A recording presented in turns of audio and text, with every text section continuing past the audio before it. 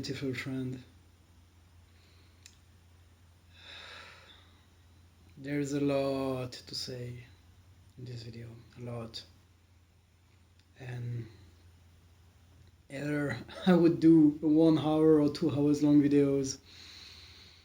Either I just play the game, and once again I try to be as open as possible in my energy field and to receive the wisdom from my highest self, which is exactly the topic I'm going to talk about.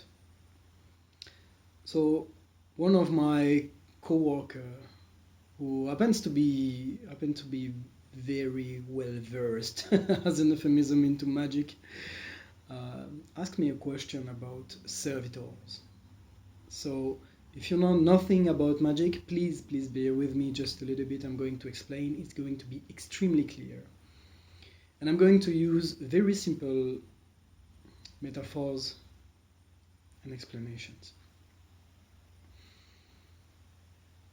People buy stories. That's what I wanted to say. People are stories. We live in a world of storytelling. If you remember, I defined magic in the previous video as being the art of storytelling in order to feel how you want to feel. So, for example, when someone is buying a specific pair of shoes, he's not really buying the pair of shoes. He's buying the story behind. And the story is that those pair of shoes will make you run faster, or jump higher, or make you appear sophisticated. People buy specific brands of cars for the story and how it will make them feel. Buy this sport car, it will make you feel free and seductive maybe. Buy this other brand of car and then you buy the story of having your family being safe. And that's why people in capitalistic magic, they buy symbols. They use those symbols, those brands, those entities, those spirits. They rely onto them and they give them a sacrifice, which is money most of the time. Money. What is money except the very life that you have spent exchanging a service or a product, or just your time, your energy, your attention? So I'm giving you a frame right now of how even the most materialistic universe we're living in a daily basis is just storytellings interwoven into each other's, and playing games of fighting each other's and riding each other's. This is what also in magic we call currents, archetypes, egregores, thought forms, golem, servitors. I really like the word pendulum from reality transurfing, from the Russian quantum physician Vadim Zeland.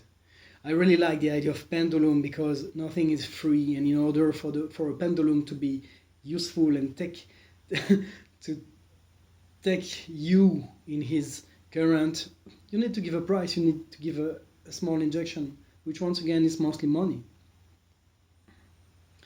But if you're here right now watching this video, there is a very high chance that you're interested in the topic of magic, sorcery. And magicians, since a very long time, they understood this idea that the human mind navigates his universe in terms of stories. And they have then created gods, angels, demons, spirits of various forms and shapes in order to be the messengers of the story. Once again, angels mean messenger. Angelos in Greek. So it appears that there is experimental magicians. They thought, oh, all right, if I have a very precise idea of what I want, and I don't have it right now through means of capitalistic magic, So money can't buy what I want. Well, I'm going to dive into traditional magic, and I'm going to call upon some spirit, gods, angels, whatever, in order to give my attention, my energy to those spirits in order for them to do my work and to confirm that indeed whatever I want to be done will be done for me. And experimental magicians have invented their own entities, their own servitors, their own tulpas. There are many names for the exact same thing. I'm just giving you some vocabulary right there, but it's the exact same thing. And I done that a lot.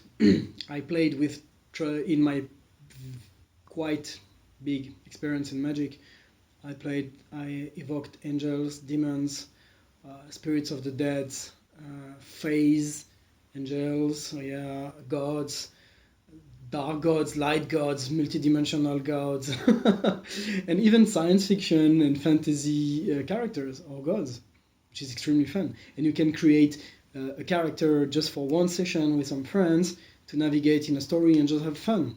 You can create an angel that will give you free parking space if you want. See? So that's the idea of a servitor. All right, so now that this introduction in 7 minutes or so has been done, the question was about using negative emotions to feed a positive servitor or something like that. And I really appreciate the conversation I had with my magician coworker, because it connected me in my inner wisdom, and I had the realization that I may have had before, but I forgot until it happens again.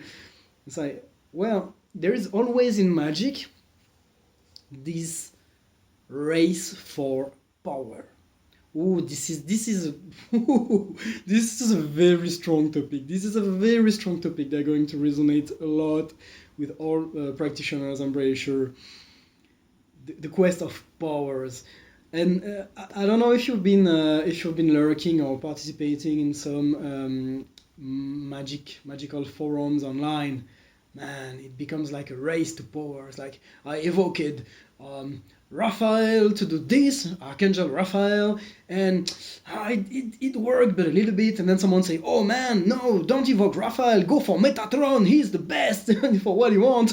And they say, no, there is a super new CJ right now for another demon which is extremely more powerful. And it's always like, back in the mind of the typical magician, which I used to be, there is this idea that you need a nuclear bomb in order to build a house or to do something that will require just a pinch.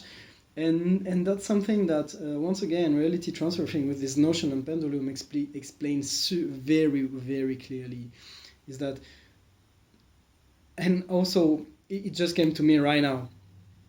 One of my teachers said a few years ago something that completely shook me off, completely changed my paradigm. No, actually, it didn't happen like this. It was so alien for me that I had to integrate and understand. What he exactly said to me is, feeling powerful is a waste of power. I'm going to repeat it again, because now you understand that magic is to find stories that give you a certain feeling. And a lot of magicians are looking for this feeling of power, of being able to do whatever you want in order to be free, right? Which is absolutely natural and which drives your interest in that video. But once again, feeling powerful is a waste of power. So why? Why is it so? Because imagine if you would be absolutely powerful already. That's the thing. Imagine this vibration of it is done. Feel that vibration. Like there is something you really want right now. I don't know what it is. It's up to you. Think of something. Let's play this game, please. You can think of, maybe you want a new job. Maybe you want a new life partner. Maybe you want to improve a physical condition. I'd love to lose some fat, you know. be more active and having more healthier food. I know that a lot of people have started to look to follow my YouTube channel because of intermittent fasting. So let's go for this one. I can punish myself and try to change who I think I am and struggle and go into cycle again and again and again. Or I can try to feel powerful. Powerful against what? Against my weakness. But the more powerful I want to be, the more I acknowledge the fact that weakness exists as well. Like resistance, obstacle exists as well. So it's always a two-side games, a two-side coins. You can't feel powerful without having something to be powerful against. Does that make sense? Think about it seriously. The more you want to feel powerful, the more it means that you have indeed a mountain to destroy. So the idea of looking for servitors, using servitors, or using specific, giving your energy to realize some specific things, it's always creating the obstacles that go with it.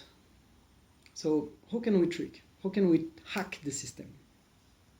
It's actually really simple. It's actually really simple.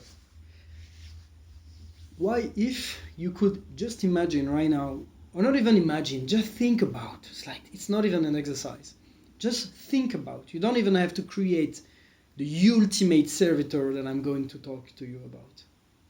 Yeah, I'm going to reveal to you the most extremely powerful servitor that won't make you feel powerful, because it will dissolve any obstacles in your path. The servitor is what I like to call your highest self. Some traditions call higher self, your holy guardian angel, your soul, or the Adam Kadmon as well in Kabbalah, is the perfect version of yourself. So can you imagine somewhere in the trillion of parallel universes that are in the eternal now, can you imagine, just as a story, that there is an absolute perfect version of yourself who instantly got anything he wants or she wants the moment they want it?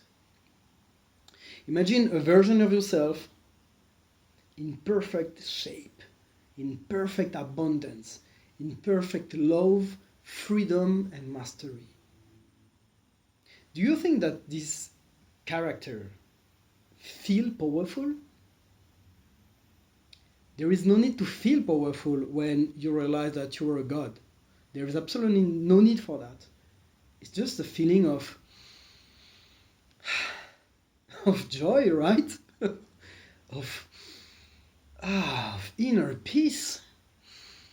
And a smile just appears in my face when I just not even imagine, I just think about it. I just made that connection right here, right now. And that is the ultimate servitor that you can evoke and use, because this guy got already everything he or you want, and he knows absolutely how to heal and give you absolutely what you want. And all you have to do, because that person is yourself in the future, all you have to do is just to make contact and say, I don't know how to improve my life right now, and I just let go. Please take my hand and teach me how to be who you are. Please take my hand, and whether consciously or not, show me whatever I have to be shown in order to emerge from the cocoon of who I think I am to become the ultimate version of myself.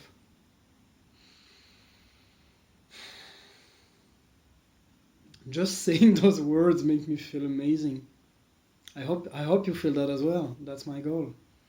There is a version of you right now who is ready to love yourself and to take you by the hand.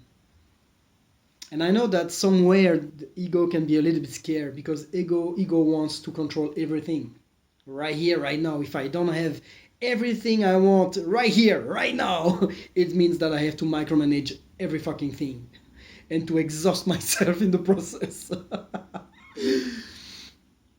But once you made that choice, that decision, that pact, that all right, from now on, I know that whatever happens my ways is from my future self going retrocausally, causing the things for me to become who I have no other choice but to become.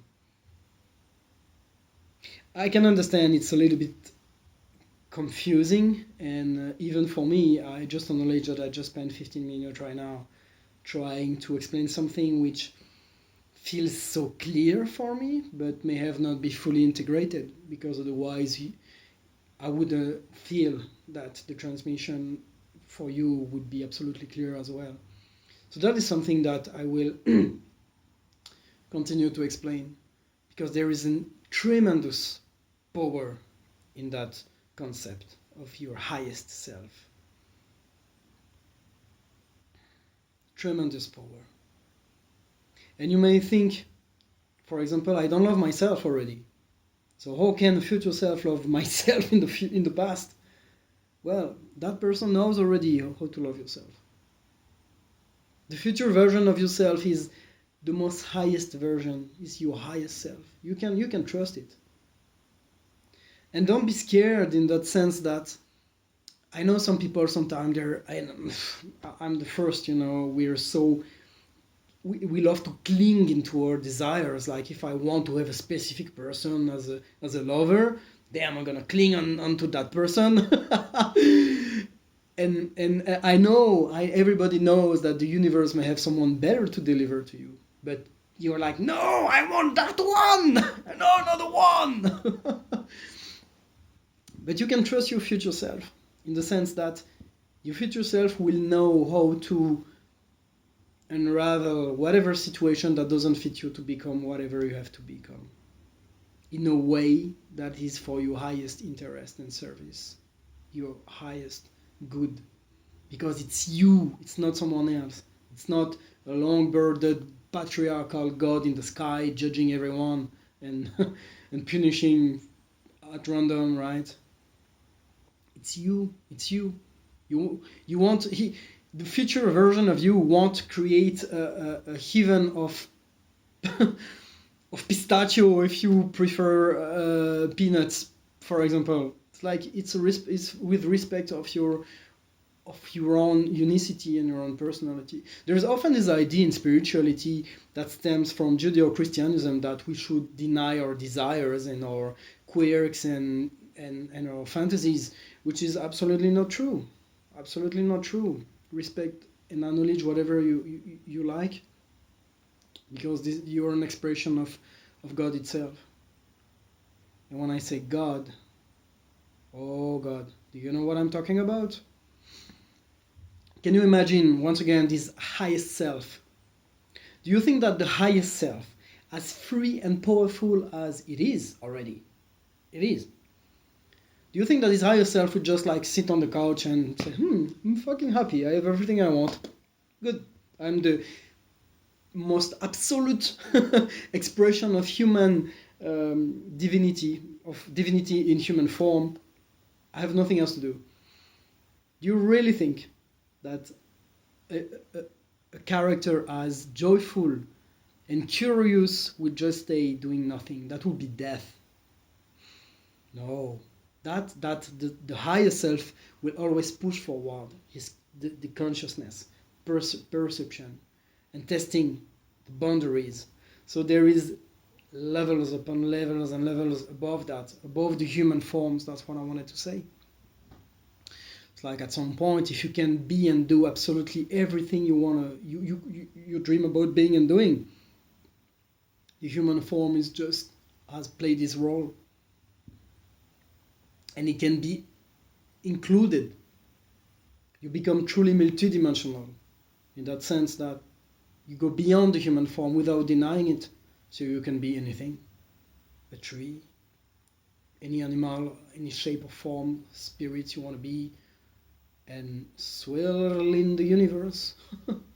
And that is the definition of God, the ability to be omnipotent, omniscient, omnipresent, but we are not there yet, at least consciously, right? So the ultimate servitor you can call upon is the infinite omega, the ultimate goal that will retroactively confirm yourself that you're on the best timeline. And this, my friend, is what I call the golden path.